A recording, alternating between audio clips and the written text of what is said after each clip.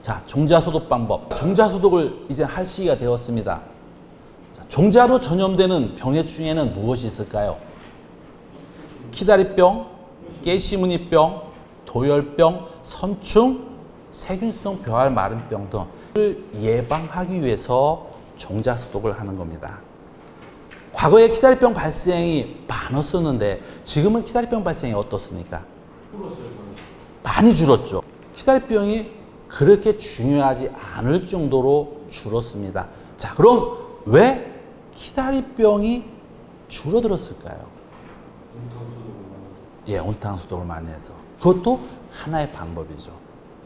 가장 중요한 것은 우리가 보온절충 모짜리를 했었잖아요. 그렇죠?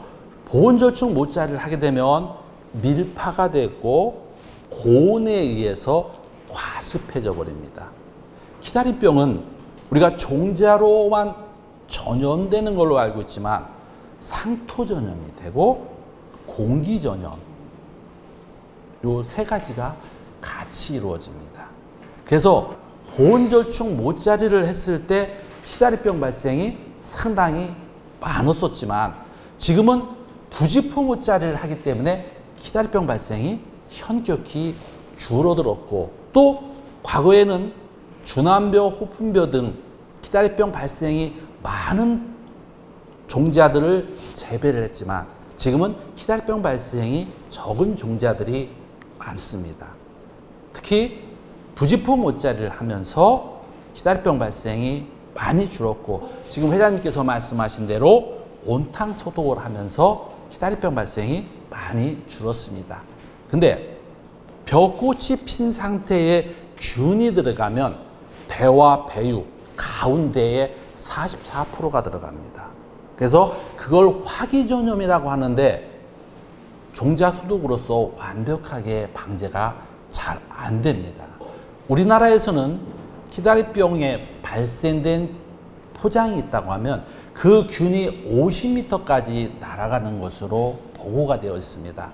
이 키다리병이 발생이 줄은 이유는 보온절충 모짜리에서 부직포 모짜리로 변천이 되었고 키다리병 다발생 품종들이 재배가 줄어드는 것이 하나의 원인이고요. 온탕 처리나 약체 처리한 종합 방제를 했기 때문에 지금은 키다리병 발생이 현격히 줄었습니다. 특히 여러분들이 재배하는 삼광이라든가 남평, 미소찬, 안평 이런 품종들은 거의 키다리병에 걸리지 않아요. 그렇기 때문에 최근에는 키다리병 발생이 현격히 줄어들었습니다. 지금도 아직까지 여러분들은 종자 소독을 할 때 2번 하죠.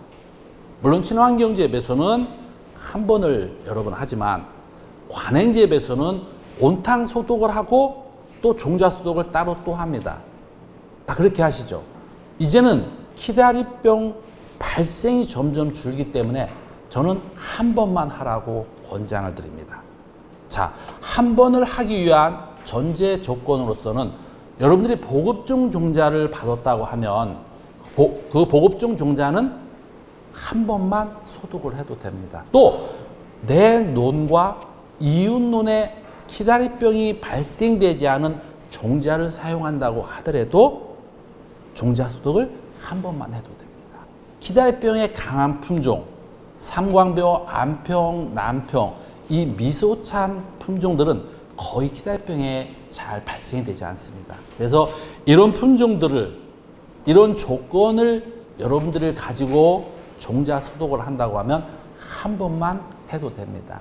여러분들 온탕 소독 몇 도에서 몇 분 합니까? 62도에서 10분. 온탕 소독을 할 때 그게 가장 중요한 걸로 모든 사람들이 알고 있습니다. 발화율에 영향을 미치지 않게 하기 위해서 하는 겁니다. 근데 많은 농민들이 모르고 있는 것도 있습니다. 62도에서 10분을 하는 것이 중요하지만 더 중요한 것은 내가 소독을 할 때 종자의 수분 함량이 몇 프로인가가 더 중요합니다. 내가 소독하는 종자의 수분 함량이 14%가 돼야 됩니다. 16%, 18%가 되면 발화율이 뚝 떨어져 버립니다.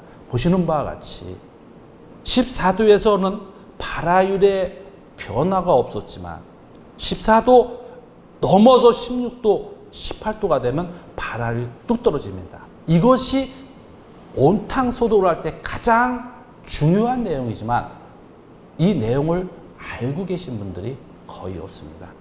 올해부터 종자 소독을 할 때 내가 소독하고자 하는 종자의 수분 함량이 몇 프로인가부터 먼저 측정을 하고 소독을 하시기 바라겠습니다. 62도에서 10분을 하는 것이 실험 성적이 가장 좋았습니다. 우리가 60도라고 하지만 물에다가 종자를 넣으면 온도가 떨어집니다. 그래서 물과 종자의 비율은 10대 1이 돼야 됩니다. 물이 10이 돼야 되고 종자가 1이 돼야 되는데 많은 농가들은 발화기가 한 대밖에 없으니까 종자량을 많이 넣어버립니다. 그러면 온도가 떨어져 버리거든요. 망사에 넣어서 10kg, 적어도 15kg가 넘지 않게 소독을 해줘야 안에까지 균일하게 소독이 되는데 그렇지 않고 편하게 한다고 20kg나 40kg의 소독을 하게 되면 소독 효과가 떨어지게 됩니다. 그래서 제가 실험을 60도에서 15분을 해보니까 역시 발화율이 떨어져 버립니다. 종자의 수분 함량 14%를 넘기지 않는 것이 첫 번째고 그 다음에는 62도에서 10분을 하는 것이 중요합니다. 소독이 끝난 종자는 바로 찬물에 담그시면 됩니다. 또 온탕 소독이 아닌 종자 소독을 하시는 농가들이 있습니다.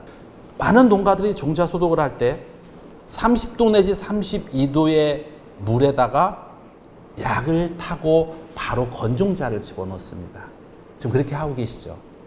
그렇게 하지 마시고 먼저 종자를 찬물에다 담궈 두십시오.